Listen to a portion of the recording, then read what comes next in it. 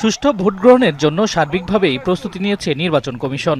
প্রস্তুতি নিয়েছে আইনশৃঙ্খলা বাহিনীও। এরই ধারাবাহিকতায় মাঠে নেমেছে বাহিনীর সদস্যরা। শুরু হয়েছে বিশেষ মহড়া, চলছে তল্লাশি।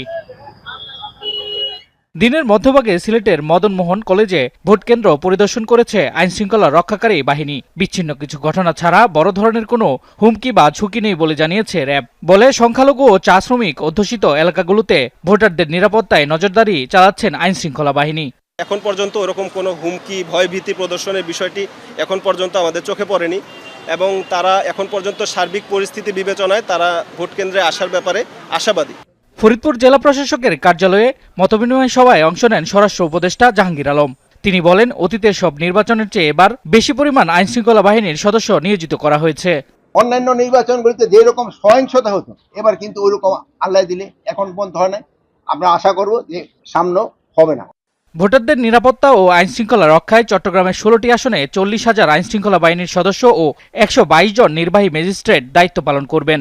প্রতি কেন্দ্রে নির্দেশনা অনুযায়ী 4 জন পুলিশ ও 13 জন আনসার সদস্য মোতায়েন থাকবে। এছাড়াও প্রিজাইডিং অফিসারের জন্য প্রথমবারের মতো একজন গানম্যান দায়িত্ব পালন করবেন। অবাধ, সুষ্ঠু ও গ্রহণযোগ্য নির্বাচন নিশ্চিত করতে লালমনিরহাটে নেওয়া হয়েছে 3 স্তরের নিরাপত্তা ব্যবস্থা। পাশাপাশি সীমান্ত দিয়ে যে কোনো ধরনের অবৈধ অনুপ্রবেশ বা অস্ত্র চোরাচালান ঠেকাতে নেওয়া হয়েছে বিশেষ সতর্কতা। 386টা টোটাল ভোট কেন্দ্র রয়েছে।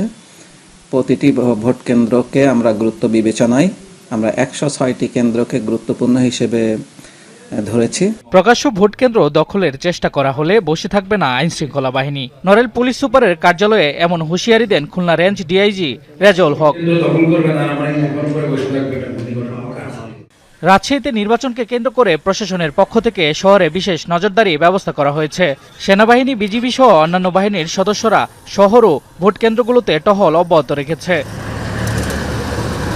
ফেনীর 3টি সংসদীয় আসনে ভোট শান্তিপূর্ণ করতে ভোট কেন্দ্রগুলো পরিদর্শন করেছেন সেনাবাহিনী, পুলিশ ও বিজিবির সদস্যরা। কুমিল্লায় মহড়া দিয়েছে সেনাবাহিনী। 11টি সংসদীয় আসনে ভোটের দিন সার্বিক নিরাপত্তা দিতে কাজ করবে ম্যাজিস্ট্রেট, সেনাবাহিনী, পুলিশ, বিজিবি, র্যাব সহ অন্যান্য বাহিনীর সদস্যরা।